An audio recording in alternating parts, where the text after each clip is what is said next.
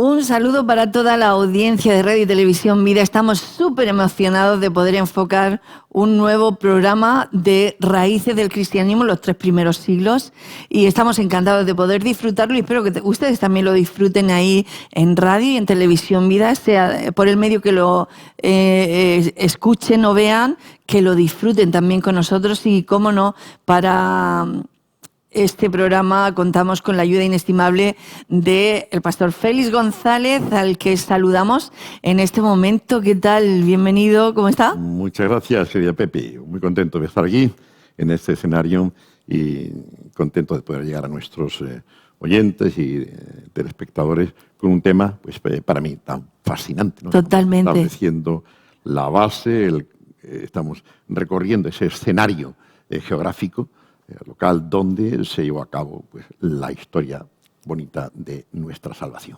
Qué bonito. Conocimos en los anteriores programas, que llevamos 2, este sería el tercero, pues Judea, Galilea, sí, la geografía, la polis, y todas las poblaciones más importantes, lo que producían, el número de habitantes y las localidades y pueblos, ciudades pues más significativas.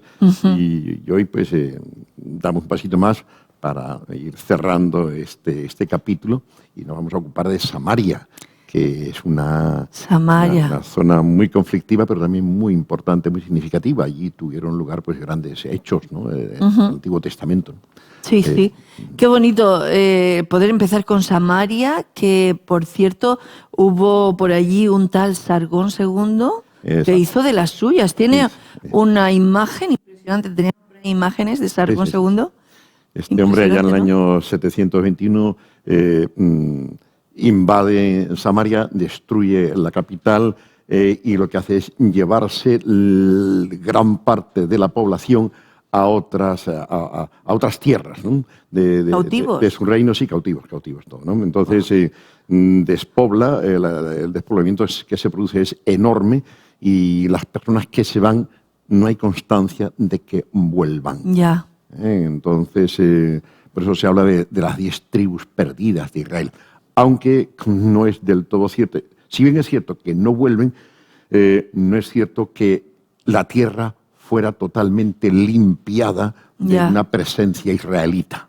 Cuando decimos israelita nos estamos refiriendo a Samaria y el norte, que en esa época, ¿no? Que se habían apartado de Judea o de Judá.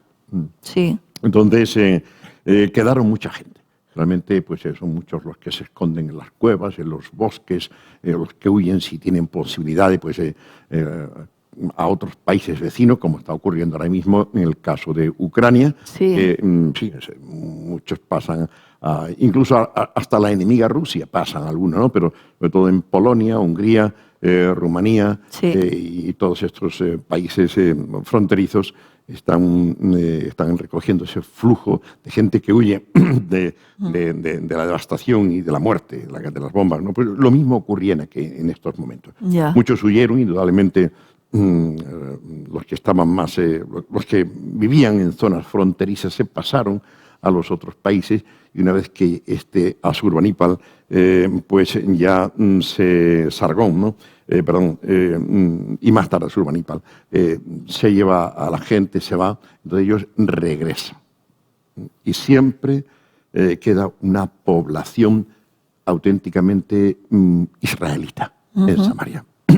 Ese concepto que sostiene que los samaritanos es una mezcla de unos pocos que quedaron y los muchos que vinieron, porque la política de estos reyes antiguos invasores era para desestabilizar la gente y para quitarle a la gente la fortaleza que les daba el arraigo en su tierra natural, lo que hacían era desarraigarlos, se los llevaba a otras tierras, donde a veces tenían que aprender otros idiomas. Y esto pues hace un daño, ¿no? ¿Sería eso? Efectivamente, eso es un daño. Los que hemos sido emigrantes, claro, Alemania, Francia, lo que sea, ¿no? Pues sabemos lo que eso significa, ¿no? Difícil. Entonces, esas tierras despobladas, a esas las repoblaban con esclavos o exiliados de otros resultantes de otras guerras. Ya. Y de esa manera pues iban desestabilizando, iban controlando mejor a los países subyugados y a la gente subyugada, ¿no? Ya. Eso es cierto, pero hoy se sabe que esa famosa cantinela de que los samaritanos de la época de Jesús era un grupo sincretista, resultado de la fusión de unos poquitos israelitas con la masa gentil procedente del exterior. Eso ya se ha superado y fue una política de difamación que llevó a cabo el reino de Judá. Sí. Y sobre todo 200 años antes de Jesús. En ese encuentro con Jesús, la samaritana, en ¿no? ese encuentro, esa samaritana que era samaritana de verdad, era israelita. Porque si bien al principio, como también se registra en los libros de Deuteronomio, perdón, en Segunda Reyes 17:29, la versión bíblica, la palabra, ¿no?, habla de samaritanos que viven que eran naturales de Samaria, de la capital, de la antigua capital Samaria, que después le cambiaron el nombre por Séforis o Sebastes. Entonces, esos eran samaritanos de verdad. Esos se dirigieron pues a Sicar, era una ciudad importante, Sicar y Siquén, en la espiritualidad judía y israelita, eso ocupaban lugares importantes, y ahí en los montes, en Garizim o Gerizim, frente al monte Ebal, eran los montes de la maldición y la bendición en el Antiguo Testamento, ¿no? Sí. Pues allí construyeron ellos en el siglo IV construyeron ellos un templo al Dios de Israel. Esto era algo impensable para el Antiguo Testamento y para los judíos, ¿no? Pues bien, y ese es el templo al cual se refiere la mujer samaritana que habla con Jesús. Los padres dicen que hay que adorar en este templo, monte Garizim o Gerizim, y vosotros decís que hay que adorar en Jerusalén. ¿Qué hay de eso, no? Y Jesús le responde: pues mujer, de cierto te digo que vendrá un tiempo donde ni aquí ni en Jerusalén adoraréis a Dios, porque Dios busca adoradores que la adoren en espíritu y en verdad, ¿vale? No es el lugar lo importante, sino la actitud y la actitud interior. Eso es lo que busca Dios, ¿no? Por tanto, la dependencia, la adoración a Dios no está determinada por lugares. Los lugares nos pueden inspirar, los lugares se han realizado, han tenido lugar hechos muy concretos relacionados con nuestra fe, tienen su importancia desde el punto de vista, pero cuidado con la deificación, ¿no?, del lugar, ¿no? Que somos muy dados a eso, somos muy dados a eso, ¿eh? Sí. Yo voy a Israel, me encanta esa tierra, la voy disfrutando. Por cierto, en octubre, el 23 de octubre, tengo organizado pues un viaje también en grupos y entonces pues... pero no que sea no que sea necesario ir a no, a para Israel, nada. Sino por la historia, ¿no? Por la todo historia, lo que conlleva. y también porque para nosotros, cristianos evangélicos, que tenemos esa relación tan estrecha con la Biblia, donde leemos esos lugares que conocemos de memoria, las caminatas de Jesús, de los apóstoles, para nosotros es muy importante, ¿no? Es un plus, un viaje a Israel, y que tú estés ahí por aquí. ¿Pasó Jesús? Y los apóstoles. Sí. Aquí estuvieron los reyes de Judá, de Israel. Aquí pues, en fin, eso es sorprendente. Eso es muy importante. Por eso creo que este viaje no es mero turismo.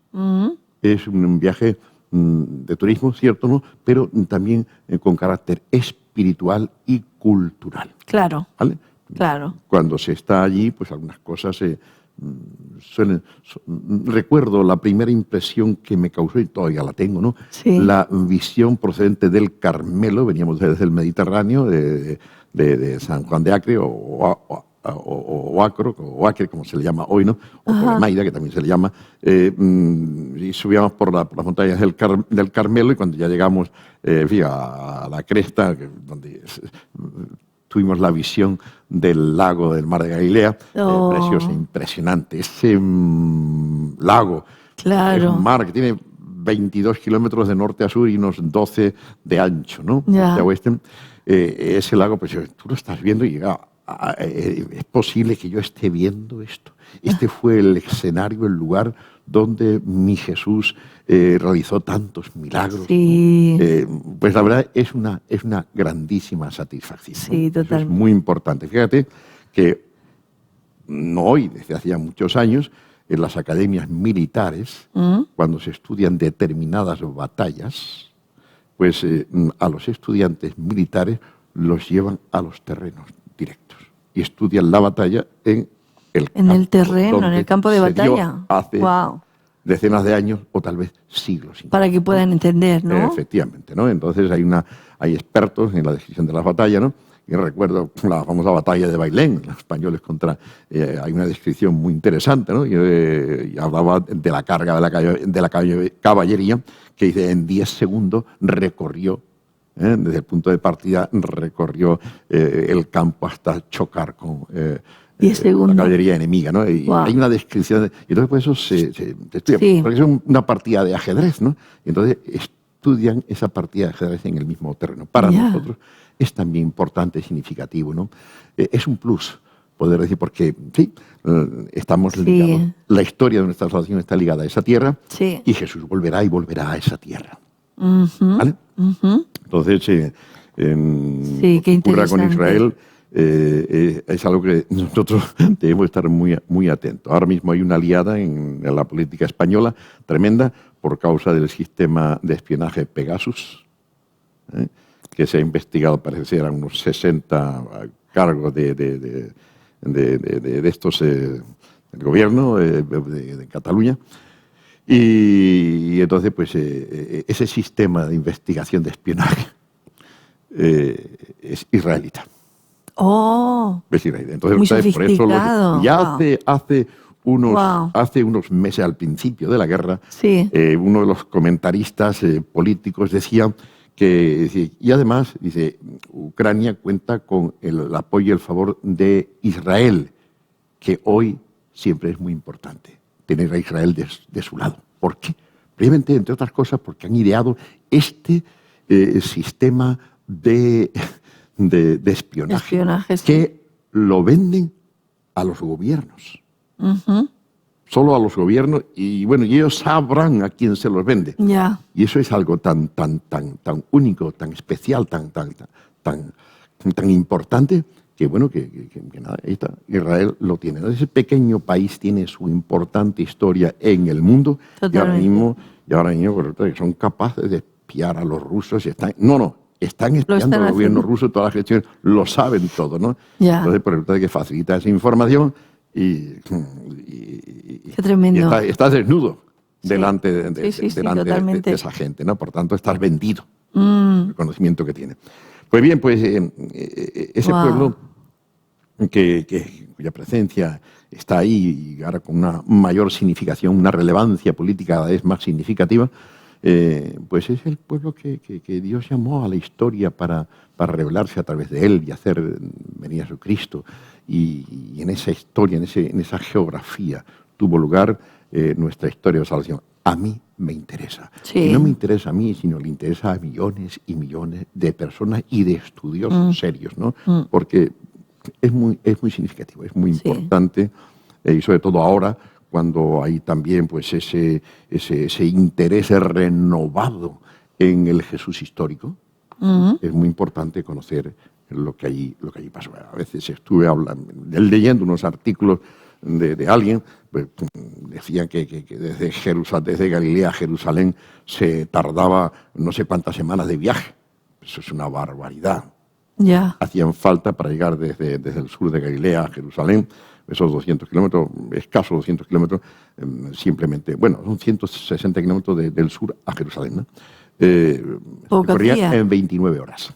29 horas. 29 horas sin parar de andar. Claro, había que parar, ¿no? Claro. Por tanto, 3 por 8, 24, 3 días. 3 días. En 3 días se hacía, ¿no? Entonces, claro, no pueden ser semanas. Eso tiene también su importancia y su significación para muchos datos de los cuales no puedo hablar. Por ejemplo, la fecha del nacimiento de Jesús, ¿no? Sí. Eso tiene también su significación, ¿no? Y es muy importante y la verdad es que nada, pues esto es lo que nos enseña esa Samaria. Vemos que Dios no se desentiende de esa tierra y que Jesús volverá a esa tierra en su segunda venida y, por tanto, nuestros ojos deben estar atentos a lo que ahí ocurre. Amén. Se cita aquí a un macabeo, Juan Hircano, Sí. que hizo algo impresionante, sí. ¿no? Juan Hircano, pues estos son los macabeos que se rebelan contra el dominio griego, porque Alejandro Magno, en su afán de crear una misma cultura y de unir a todos los pueblos de aquel mundo, ¿no? Pues a partir del año 300, 300 y algo antes de Cristo, él realiza sus campañas de conquista y crea el imperio más tremendo que ha habido, ¿no? El famoso imperio de Alejandro Magno, intentando pues imponer, culturizar a esos pueblos con la filosofía y el pensamiento griegos, ¿no? Grandes sabios griegos. De hecho, Aristóteles fue el maestro particular de Alejandro Magno, ¿no? Pues bien, este Alejandro Magno llega a Samaria y la conquista en el año 331 a.C. y establece allí lo que antes decíamos, si antes habían venido asirios, ahora son macedonios. O sea, lo que hoy llamamos griegos. Los griegos son colonos griegos se asientan en la zona de Samaria, en el norte, alrededor de la capital, ¿no? Y bien, pues Alejandro lleva a cabo ese proceso de transformación cultural y religiosa. Y entonces los macabeos, que eran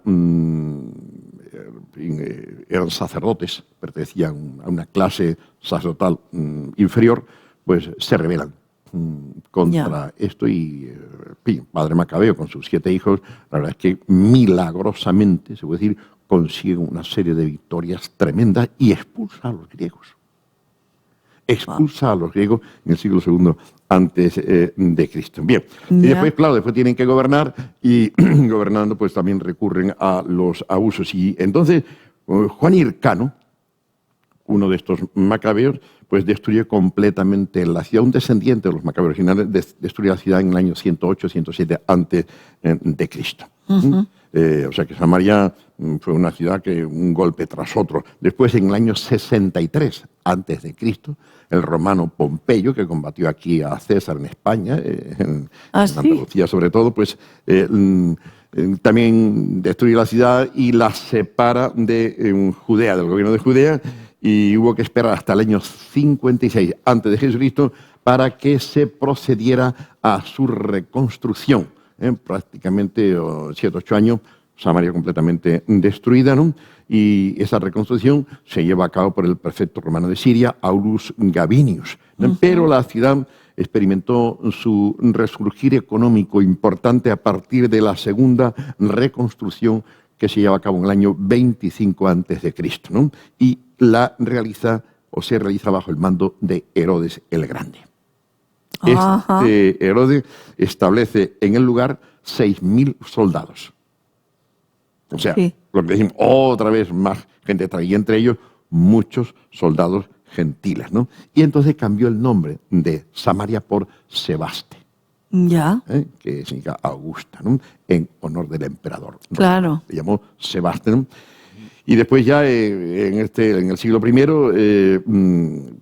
de Cristo, Sebaste era mayoritariamente una ciudad gentil con un gran templo dedicado a Augusto y un santuario dedicado a Perséfones. Cuando se levantaban estos en las ciudades, estos templos paganos, las ciudades, de ahí huían los israelitas como moscas acusadas, ¿no? Acusadas, ¿no? Bien, pues esto es lo que ocurrió en Samaria. Otra ciudad importante en el territorio samaritano era Escitópolis, preciosa. Es la antigua Bet-Shean. Estaba allí, ¿no? Es sorprendente las gigantescas columnas que fueron destruidas por un terremoto y están cruzadas en la calle principal, en el Cardo, perfectamente adoquinado, diríamos nosotros, ¿no? Eso ha quedado ahí por unas columnas impresionantes, unos capiteles corintios preciosos, ¿no? Wow. Pero ¿cómo podían hacer estas cosas estos hombres con aquellas herramientas, ¿no?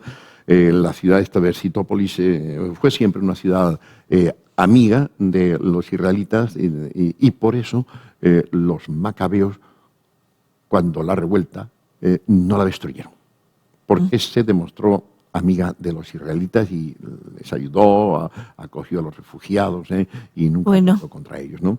Y entonces esa ciudad, pues eso, Paqui, esa ciudad, Pepi, hay que verla cuando vayamos a Jerusalén, ¿vale? Nunca la había oído nombrar esta pues, ciudad. Sí, es preciosa, es una ciudad griega, totalmente griega. La antigua Bet Sheam, que ahí es donde cuelgan los cuerpos muertos del rey Saúl, de Jonatán y sus hijos. Cuando ya en la última batalla contra los filisteos pierden la vida, la ciudad de Versitópolis está en la parte baja y en la parte alta está pues esa Bet Sheam, ¿no? Y el resto, un poquito resto de muralla. Yo subí arriba y aquel día hacía calor, ¿no? Digo, yo estoy aquí, tengo que subir, hasta arriba del todo. Y creo que ya, como te dije, como en alguna ocasión, creo que hemos apuntado a esto, ¿no? El árbol donde que apareces en Jesucristo Superstar. Ahí lo vemos, esa... Exacto. ¿Verdad? ¿Ves abajo? En la ciudad de Bet Sheam, ¿no? Sí. Y, de Versitópolis, y arriba, en aquel montículo, es ya la ciudad antigua de Bet Sheam, donde colgarán los cuerpos de Saúl y demás, ¿no? Es impresionante. Wow. Aquí vemos justamente desde nosotros hacia el montículo, ese es el Cardo, es la calle principal, en la Gran Vía, diríamos. Y eso es espectacular, ver eso es espectacular, ¿no? Wow. Después el teatro, el anfiteatro que tienen también, está un poquito más para acá, a la base de la pantalla, ¿no? Pues, también es espectacular. Algo, se están haciendo unos descubrimientos en Israel, recién míralo, ahí vemos el de anfiteatro. Sí. Allí nos daban eso, estamos viendo a las 3 de la tarde, oh, Dios mía, y aquel día hacía sol. Y aquí ves el teatro hacia la derecha, justo en el centro de la pantalla, vemos el carro principal con columnas de pie que se mantienen todavía de pie. Sí. Eso es simplemente qué bonito. Impresionante. Impresionante, ¿no? Entonces esa ciudad se construye por orden de Alejandro Magno, cuando se conquista. No es la única, serán otras también, la forma que tenía Alejandro de culturizar los países conquistados y el problema no es que llevaba eso también solamente, sino que llevaba también pues su religión. Claro. Y por tanto la religión judía para los griegos era una barbarie. Claro. La consideraban una especie de filosofía, pero una filosofía bárbara, muy rudimentaria. Entonces, nada tenía que ver pues, los suntuosos templos paganos con el templo judío, incluso con el templo de Salomón, ya fue destruido también. Ya sí fue el templo que construye o que reconstruye Herodes y embellece Herodes el Grande, el que ya realmente lo reviste con unas proporciones y un embellecimiento que ya llama la atención a nivel mundial también, ¿no? Tremenda expansión, ¿no? Pero hasta ahí los edificios religiosos en Israel pues eran muy pobres, no había imágenes, por tanto, imagínate cuando ves las imágenes clásicas, de la griega clásica, ¿no? Impresionantes. La victoria de Samotracia o las diosas de Apolo y, en fin, Atenea, pues realmente qué arte, ¿cómo pudo hacerse esto, ¿no? Wow. Entonces, llegan junto a eso, ¿no? Pues los israelitas se sentían un poquito acomplejados y muchos de ellos intentan copiar esa forma de vida griega helénica. Y entonces se produce la rebelión de los macabeos para volver al purismo espiritual basado en el Antiguo Testamento.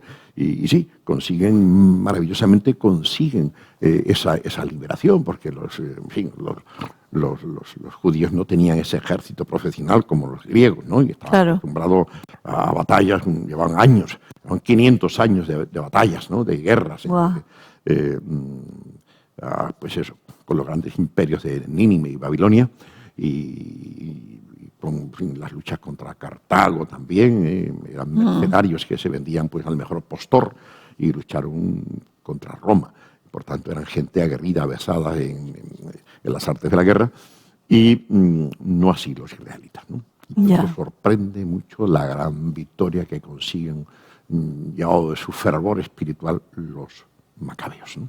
Ya. Y bien, esto es lo que vemos, ¿no? Y entonces estos habitantes que en el monte bajan de Samaria y tienen su lugar central en el monte Gerizim, donde está ese templo al cual Jesús se refiere, ¿no? Y entonces, pues, este templo se construye en el siglo IV, ¿no?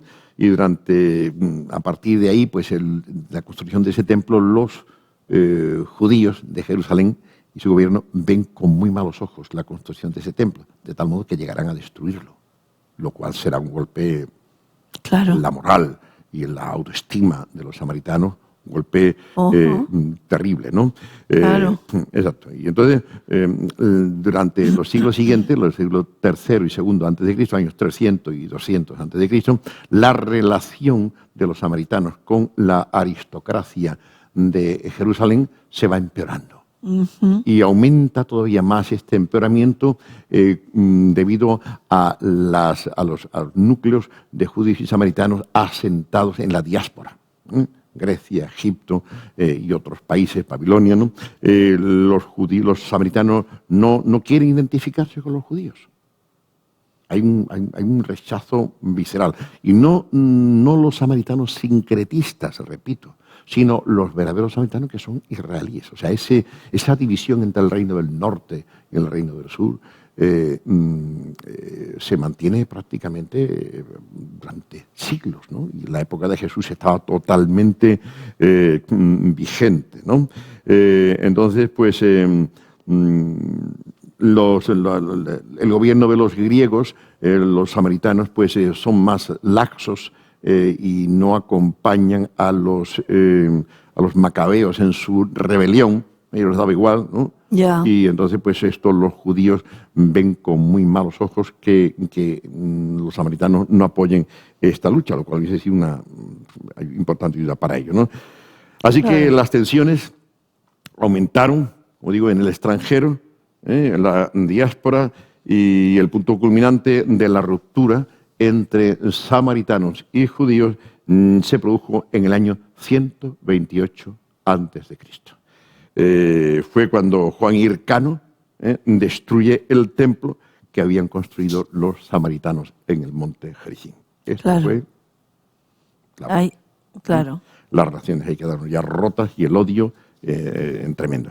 Entre los años 6 al 7 después de Cristo, ya los samaritanos, llevados de ese rechazo hacia los judíos, ¿no? Provocaron a los judíos gravemente con motivo de esparcir restos de huesos de cadáveres en el templo de Jerusalén. Oh, eso fue muy grave, ¿no? Eso fue muy grave. En aquella época era la desacralización del lugar santo, ¿no? Y en el año 52 esto provocó una reacción de los judíos, por supuesto, también.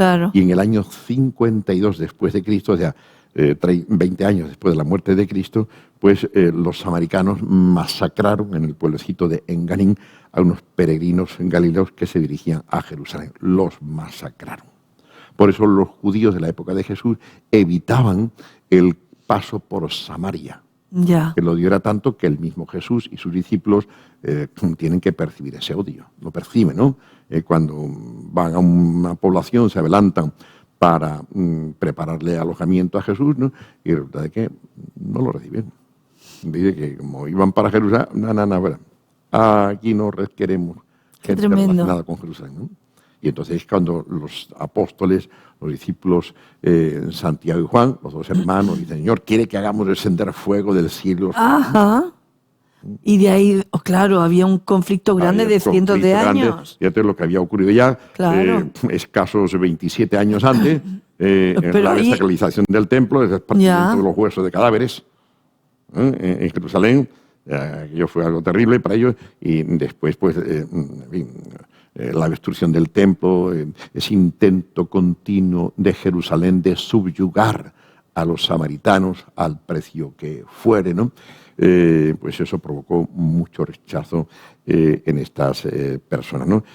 Y como decimos, hoy sabemos que ese famoso sincretismo samaritano, es decir, la idea de que los samaritanos modernos de la época de Jesús eran un grupo resultante de la fusión de una mayoría gentil con los poquitos que habían quedado en Israel, eso es un cuento, una mentira, una propaganda de Jerusalén para desacreditar a los samaritanos. Y no, estos no son. Por tanto, no nos interesa. Ya los despreciamos, ¿no? Los samaritanos, se sabe hoy y se acepta hoy, eran un grupo purista, como lo eran, por ejemplo, los saduceos. Seguían, de hecho, la misma línea. Samaritanos y saduceos coincidían en que ambos grupos, y fíjate bien, los saduceos eran los dirigentes, la clase que dirigía la gestión del templo. Sí. Y por tanto la política en Jerusalén, en Judea. Y estos saduceos, que era la clase de los sumos sacerdotes, ¿no? Y la clase más aristocracia, más adinerada, y tenían por palabra de Dios solamente los 5 primeros libros de Moisés, que era lo mismo que hacían los samaritanos. Por tanto, eran un grupo purista, de gente que querían pues, ser lo más fiel posible a la ley, y por eso no aceptaban ni los profetas ni nadie. De hecho, veremos más adelante cómo los saduceos, estos sacerdotes, no querían tener que ver nada con los libros de los profetas, porque los profetas denuncian los abusos sociales, los abusos de los poderosos, llama al pueblo siempre a una vida de observancia de la ley, y también pues en los profetas surge continuamente el anuncio profético del Mesías, que restaura todas las cosas. Y eso no, esa idea del Mesías provocaba continuamente revueltas. Y Jesús mismo lo dice, muchos dirán, yo soy el Cristo. Eran muchos los que se levantaban, la gran revuelta. Después del año de la destrucción de Jerusalén, en el año 70, hay otra gran revuelta, que ya es la última, donde traen el nombre de Israel y de Jerusalén, se da en el año 132 al 135. Y es un importante rabino, el rabino Akiva, el que declara a Bar Kokhba hijo el Mesías. Este Bar Kokhba era un gran guerrero, un hombre fuerte, osado, y consiguen estos convencidos de que el Mesías expulsaría de la tierra a los romanos, como ya habían hecho con los griegos, los macabeos, intentan hacer lo mismo esta vez con los romanos, y aquello fue un caos total, una destrucción total, ¿vale? Año 132 a 135, dura esta guerra, y ya pues te cambian los romanos el nombre de Israel por Palestina, y a Jerusalén le cambian también el nombre de Jerusalén por el de Aelia Capitolina. Y a partir de ahí no se le permite a ningún judío ni israelita poner un pie en Aelia Capitolina, en Jerusalén. Tiene que pasar mucho tiempo para que venga después Constantino el Grande y un poquito ahí, y los cristianos empiecen ya a hacer su labor, y entonces pues sí, de nuevo se le permite, ¿no?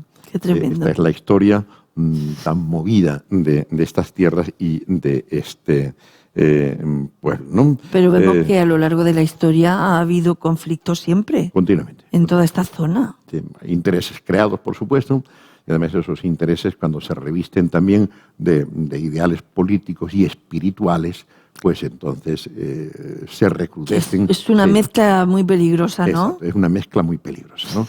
Por eso también entre los cristianos la idea del Mesías se da entre los griegos, entre los judíos, y se provoca continua revuelta. Por eso fíjate bien, los reformadores protestantes de alguna forma denostan el libro de Apocalipsis. Sí. Fíjate. Y la Iglesia Católica, hasta muy poco, hasta el año, no sé exactamente, fue en el siglo XX, ya en la segunda mitad del siglo XX, años de 1950, la Iglesia Católica enseñaba que la enseñanza, los que promocionaban la enseñanza de la segunda venida de Cristo, eran herejes y tenían que ser, pues eso, ¿Sí? Sí. ¿Por qué? Porque resulta de que, fíjate, lo que han hecho, por ejemplo, los testigos de Jehová, 3 fechas que han puesto, 1914, 1890 y tanto. Mucha gente ha puesto fecha. Y no para. Sí. Entre los evangélicos también se ha dado estas falsas fechas, ¿no? Y ha habido gente muy respetada que han dicho Jesús va a volver en tal fecha, ¿no? El último que hemos visto por Facebook es un pastor con bastante amplitud. Ha sido pues hace 2 o 3 semanas. Dijo que el fin del mundo llegaría en el 2028. Sí. Él ha pedido perdón, diciendo que fue un calentamiento. ¿Por qué? Porque el estudio de la profecía pues conduce a eso. A atarse cabos, y es un estudio que hay que hacerlo con una mente muy fría, muy fría. Y como el estudio de Apocalipsis ha provocado estas cosas, ¿no? Pues hay que tomarlo tranquilidad. 700 y pico, un famoso alemán pietista, también proclamó la venida de Jesús para una fecha determinada, y aquello pues hizo mucho daño y sirvió también de risa, de burla, ¿no? Para los que no eran cristianos. Y por tanto, si el tema mesiánico provocaba tantos conflictos, tantas rebeliones entre los judíos, entre los cristianos evangélicos, el tema que provoca esto es el de la segunda venida de Jesús y el estudio de Apocalipsis, ¿no? Y por eso dejan ahí el libro de Apocalipsis porque siempre los que se meten en ello acaban con esa inclinación de decir esta es la última generación y esto va a ocurrir dentro de muy poquitos años, ¿no? 10, 12 años, y eso pues la verdad es que hace que mucha gente dejen sus trabajos, vendan sus posesiones. Incluso no estudien carreras. No estudien carrera, porque ¿para qué si él viene ya dentro? Eso está muy... ¿Vale? Cuidado con eso, porque Jesús dice el día y la hora. Nadie. Así. ¿Vale? Ese es un derecho, una prerrogativa que el Padre ha reservado exclusivamente para él. Pero los mismos discípulos tenían esa sensación de que él iba a volver pronto. Sí. Incluso su propia generación. Exacto. ¿Verdad? O sea, estamos así desde la primera venida. Y los cristianos tenemos que procurar, tenemos que tener esa convicción de que Jesús puede venir en cualquier momento, ¿no? Sí. Viene como ladrón en la noche. Exacto. Y las escrituras sin avisar. nos advierten de que nosotros debemos de tener también esa expectativa de que el Señor pueda volver en cualquier momento. No que lo demos por tardanza, ¿no? Exacto, ¿no? Y nos pille desprevenidos. Y otros pues se han olvidado por completo de esa doctrina, de esa verdad de la segunda vuelta de Jesús, y entonces pues no es positivo el efecto que eso genera en la vida espiritual y en la vida moral de los cristianos, ¿vale? Claro. Esa expectativa pasaba como me pasaba a mí cuando mi padre estaba en Alemania, yo tenía 10 añitos, 11, 12 añitos, iba a venir, cuando iba a venir mi padre, pues yo era el más santo de los niños de la calle. Las vecinas sobre todo, niño, sinvergüenza, cuando venga tu padre le voy a decir lo que has hecho, ¿no? Y entonces yo no quería que le dijeran a mi padre, mira lo que ha hecho tu hijo Félix, ¿no? Entonces yo pues durante el año vivía como quería, ¿no? Y hacía pero cuando ya mi padre venía en un par de semanas o 3, o en un mesito, había que comportarse derecho. Pues eso es lo que nos pasa a nosotros también, ¿no? Cuando tenemos la clara conciencia de que Jesús puede venir pronto, puede venir en cualquier momento, ordenamos nuestra vida. Sí. Y empezamos a vivir de una manera más coherente, en armonía con el Evangelio. Y una cosa es cierta, Pastor Félix, que la venida del Señor está más cerca que cuando creímos. Indudablemente, hacía 2000 años. claro. 2000 años que se fue, ¿no? Y que dijo que iba a volver, ¿no? Entonces, los profetas del Antiguo Testamento, Miqueas y otros, y Zacarías, pues hablan, Isaías, hablan de ese niño que vendrá, ¿no? Que será rey, mas tú, Belén, no eres la más pequeña entre las ciudades de Judá, porque de ti me saldrá el libertador, ¿no? Y entonces eso se produjo. Inesperadamente, todo el mundo, sí, los argumentos que se facilitaban no apuntaban a que necesariamente iba a ser pobre y que iban a hacer las circunstancias en que nació, simplemente se decía que vendría y que acabó su plan, efectivamente lo hizo. Y entonces el texto, los ángeles, cuando se van al cielo asciende al cielo delante de los discípulos, los 120, aquellos dos ángeles, señores varones galileos, ¿qué estáis haciendo mirando al cielo? Les está diciendo que no es ahora tiempo de mirar al cielo, ahora es tiempo de mirar a la tierra y trabajar en ella, anunciando y proclamando las virtudes de ese que se ha ido al cielo. ¿Vale? Así que venga a Jerusalén y preparaos para lo que viene. Y lo que viene no es el cielo inmediatamente, sino lo que viene es la misión universal, la proclamación del Evangelio en todos los países del mundo, ¿no? Y en eso estamos. Y en eso estamos nosotros. Totalmente. ¿Cuándo viene el Señor? Pues mira, yo me consuelo con que Él lo sabe todo mejor que nadie, Él tiene sus proyectos, Él no olvida sus promesas y lo que he dicho y hemos dicho ya en tantas ocasiones, Pepi, si el Señor hubiese venido en el año 1900, ¿dónde estaríamos tú y yo? Bueno, pues no estaríamos. No estaríamos. Claro. Y sin embargo estamos aquí y nos gozamos en la gracia y en la posibilidad de ver al Señor, de decirle, Señor, gracias por haberme perdonado mis pecados, por haberme hecho un hijo de Dios, por haberme dado la vida eterna. Amén. Por llenar mi corazón de esa esperanza tan maravillosa, ¿no? Eso es maravilloso. El Señor es paciente, ¿no? Así es, por eso se están salvando más gentes que las tendremos después en el cielo. Para eso hace falta que el tiempo se dilate, ¿no? Dice el apóstol Pedro, no dilata el Señor su venida y no la descuida, sino que la posterga por amor a vosotros. Exacto. Escucho a mucha gente cristiana que dice el Señor ya viene, tiene que venir, la cosa como está. Y yo digo, todavía yo creo que queda mucho por hacer, ¿no? Eso es. El Señor tiene que obrar muchas cosas todavía. Todavía quiere. Uno se pregunta, bueno, pero ¿qué pasa, no? El hecho de que esté ahí Israel de nuevo, pues, en fin, es significativo, ¿no? Sí. Como nación, y me decía, pues, un escritor y pastor luterano, judío luterano, me decía que él cree que la venida del Señor ya no está muy lejos, porque y normalmente Israel vive rodeado de naciones que le odian a muerte y que tan pronto tengan el poder militar suficiente van a intentar borrar del mapa a Israel. Qué tremendo, ¿sí? ¿Así es? Así es. Y entonces decía este hombre que Israel no puede ganar una guerra de desgaste. Ya. Porque no tiene petróleo. Ni tiene la fabricación de armamentos. Y Europa es antisemita. Y España es antisemita. Sí, yo tenía la ilusión de que no. No. España es antisemita. Totalmente, ¿no?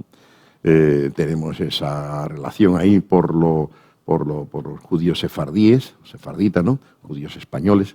Pero España y Europa son anti-israelitas.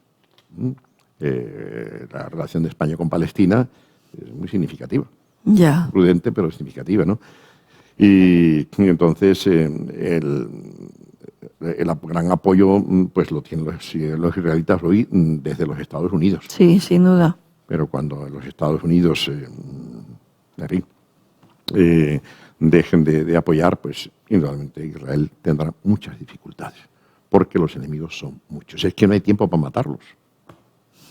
Es que no es posible. Sí. No es posible, ¿no? Sí. Y entonces en Rusia también antisemita. No quiero decirte nada más que los famosos pogroms, matanzas de judíos que se han dado lugar en suelo ruso. Sí. de los 2 últimos siglos. Tremendo, ¿no?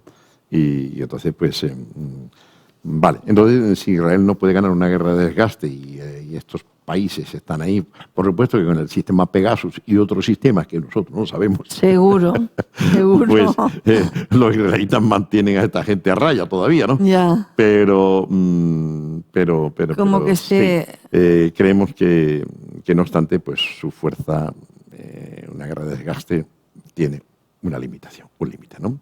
Es lo que le va a ocurrir ahora a Ucrania con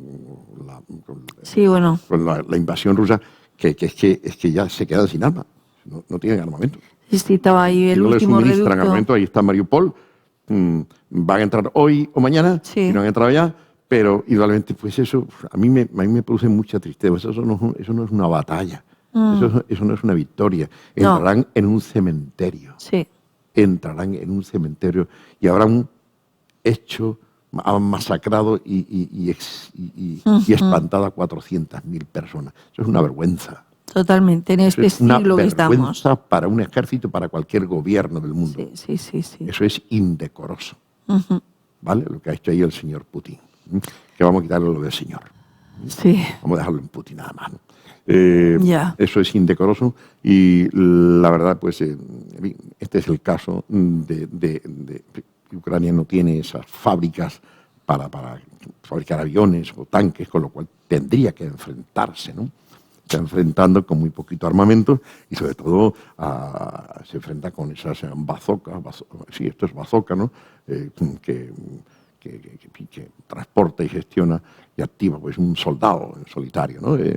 Pero nada más, ¿no? Por tanto, sí, lo nuestro es creer que esperar, prepararnos, estar siempre preparado para la venida del Señor, porque personalmente nos puede venir en cualquier momento también, un accidente, claro, o un infarto, o lo que sea. Y pasamos a la presencia del Señor inmediatamente. Por tanto, como Jesús le dice al rico este que había cosechado enormes cantidades, ¿no? de trigo y demás, y alma mía, muchos bienes tienes guardado para muchos años, come, bebe, regocíjate. Y Jesús le dice, necio. Dios mirándolo desde arriba, necio. Esta noche vienen a pedirte tu alma y lo que has provisto, ¿para quién será? Esta noche vienen a pedirte tu alma. Qué gran enseñanza. Nosotros tenemos que contar con que cada noche, cada día, en cualquier instante, en Dios venga a por nuestra alma. Entonces, vivir de acuerdo a esto. Eso, vivir de acuerdo. Sí. Vivir nuestra vida desde el final. Exacto. Desde ese encuentro con Dios, con Jesús. Ese encuentro es el que debe determinar nuestra vida presente. Ya. Y eso es lo que tenemos que hacer nosotros. Nos quedan 3 minutitos. 3 minutitos. Pues pues acabamos aquí, nos quedamos con lo que hemos dicho de Samaria, que ocupó pues un lugar importante en la vida de Jesús. Quizá podemos decir nosotros que relatar o registrar los sucesos que ocurren. La conversión de la samaritana en el pozo de Jacob y la conversión de su pueblo, que todos creyeron. A través de ella, todo, sí. A través de ella, ¿no? Sí, sí. Como hay estos... Qué bonito. En fin, el otro rechazo del pueblo que le rechazó, que no quisieron darle cobijo, y a Jesús. Los apóstoles, hacemos descender fuego del cielo, ¿no? El buen samaritano, gente noble, que ayudó, pues, en la parábola de Jesús, ayuda. El otro samaritano leproso que había sido sanado y que fue el único que volvió para darle gracias, y Jesús se sorprende, ¿no eran 10 los que habían sido sanados? Vaya. Porque vuelve solamente uno y además samaritano. Que era el que menos se podría esperar. ¿No? Vemos que ese pueblo también tenía su espiritualidad. Sí. El Evangelio, ese pueblo continúa bajo la promesa divina, y el Evangelio da un retoque bastante positivo, porque después el evangelista Felipe, el diácono de Jerusalén, con el don de evangelista, pasa a Samaria, guiado por el Espíritu, y predica, y los samaritanos en gran cantidad reciben el Evangelio. Sí. Y después no solamente que reciben el Evangelio de Felipe, sorprendía a Felipe que no habían esas manifestaciones de gozo, ¿no? Ni ese hablar lenguas exaltados, ¿no? Y entonces resulta que llama a Pedro y a Juan, bueno, le comunica el suceso a los apóstoles, al equipo de apóstoles de Jerusalén, y entonces van Pedro y Juan, y dice que ora por ellos, ¿no? y ora por ellos, y entonces se produce pues el derramamiento del Espíritu Santo sobre los samaritanos. Wow. Entonces vemos que es un pueblo que se beneficia también del Evangelio, ¿vale? Y con eso quizá nos quedamos. Qué bueno. Pues acabamos aquí. Es súper interesante conocer la historia de los primeros cristianos en la tierra de Palestina y en este caso de Samaria. Para la próxima semana, ¿con qué abordaremos? La semana que viene vamos a hablar entonces de la situación económica y social en general de Palestina en general. Importante. Situación económica y social. Pues con eso nos quedamos, querido Feli, agradecerte una vez más el traernos que esto no es escribir, es estudiar y es indagar y dárnoslo comido ya aquí masticado y disfrutarlo de esta manera. Un placer. Pues hasta la próxima. Hasta la próxima. Un abrazo. Hasta aquí llegamos en el programa Raíces del Cristianismo.